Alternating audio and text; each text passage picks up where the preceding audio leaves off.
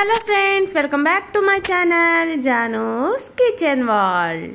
ఈరోజు నేను చూపించబోయే recipe one of my favourite recipe అండి, gongura chicken. Gongura chicken combination evergreen అండి. అసలు గోంగూరతో వెజ్ చేసినా నాన్ వెజ్ చేసినా ఏది చేసినా సూపరేనండి. ఈ రెసిపీ కోసం ముందుగా 2 పెద్ద సైజు గోంగూర కట్టలు తీసుకొని ఆకులన్నీ తుంచుకొని నీట్గా వాష్ చేసుకొని పక్కన ఉంచుకోండి.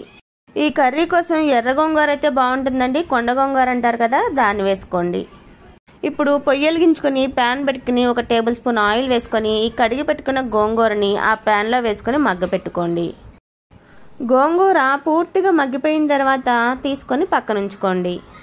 ఇప్పుడు మనం ఎందులో అయితే కర్రీ చేయాలనుకుంటున్నామో ఆ ప్యాన్ని పెట్టుకుని దాంట్లో 2 టేబుల్ స్పూన్ల ఆయిల్ వేసుకొని ఒక బిర్యానీ ఆకు, ఒక 2-3 దాల్చిన చెక్క ముక్కలు, ఒక 4-5 లవంగాలు వేసుకొని దాంట్లో బండ పువ్వు అంటారు కదండి, దాన్ని కూడా వేసుకోండి. ఈ గోంగూర కర్రీలో ఈ బండ పువ్వు ఫ్లేవర్ బాగుంటుంది.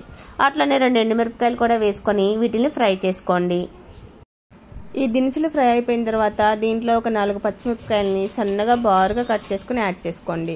దీంట్లోనే ఒక పెద్ద సైజు ఉల్లిపాయని చిన్న చిన్న ముక్కలుగా కట్ చేసుకొని ఫ్రై చేసుకోండి.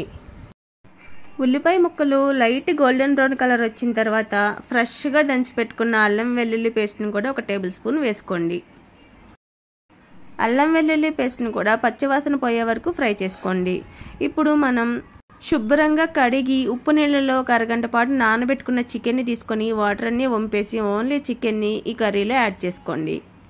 వేసుకున్న చికెన్కి ఆయిల్ మొత్తం పట్టేలాగా గెరిటితో ఒకసారి తిప్పుతూ ఒక 5 మినిట్స్ వరకు ఫ్రై చేసుకోండి.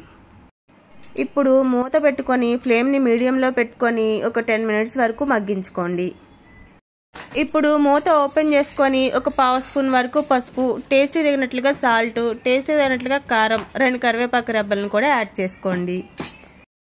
మనం వేసుకున్న ఈ ఇంగ్రీడియంట్స్ అన్ని చికెన్ ముక్కలకు బాగా పట్టేలాగా మంచిగా కలుపుకొని ఇప్పుడు మూత పెట్టుకొని ఫ్లేమ్ని మీడియంలో పెట్టుకొని మగ్గపెట్టుకోవాలి.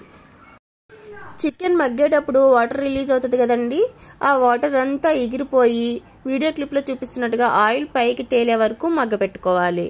ఇప్పుడు చికెన్ ముక్క ఒకసారి మగ్గిందో లేదో చెక్ చేసుకొని మగ్గకపోతే మన చికెన్లో ఉన్న పచ్చిదనాన్ని బట్టి ఇంకొంచెం వాటర్ని యాడ్ చేసుకోండి. నేను 150 ml వరకు వాటర్ని యాడ్ చేస్తున్నానండి.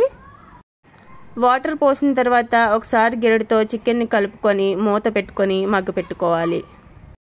చికెన్లో గోంగూరని యాడ్ చేయకముందే చికెన్ ముక్క మంచిగా ఉడికిపోయేలాగా ఉడికించుకోవాలండి. చికెన్లో గోంగూర కనుక యాడ్ చేస్తే చికెన్ ముక్క ఉడకదు పులుపుదనానికి, అందుకే ముందుగానే చికెన్ని మంచిగా ఉడికించుకోండి. చికెన్ మంచిగా ఉడికిపోయిన తర్వాత దీంట్లో 1 అర స్పూన్ వరకు ధనియాల పొడి, 1 అర స్పూన్ వరకు గరం మసాలాని యాడ్ చేసుకోండి. ఈ వేసుకున్న మసాలాలు కూడా ఒకసారి ముక్కలకు పట్టేలాగా గెరిటితో మెల్లగా తిప్పుకుంటూ కలుపుకోండి. గెరిటితో చాలా నెమ్మదిగా తిప్పండి. ఆల్రెడీ చికెన్ ముక్కలు ఉడికిపోయినాయి కదా, గబగబా తిప్పేశారంటే ముక్కలు చిదురైపోతాయండి. కాస్త నిదానంగా తిప్పుకుంటూ ఈ మసాలా ముక్కలకు పట్టేలాగా ఒక 2-3 నిమిషాలు మగ్గపెట్టుకోండి.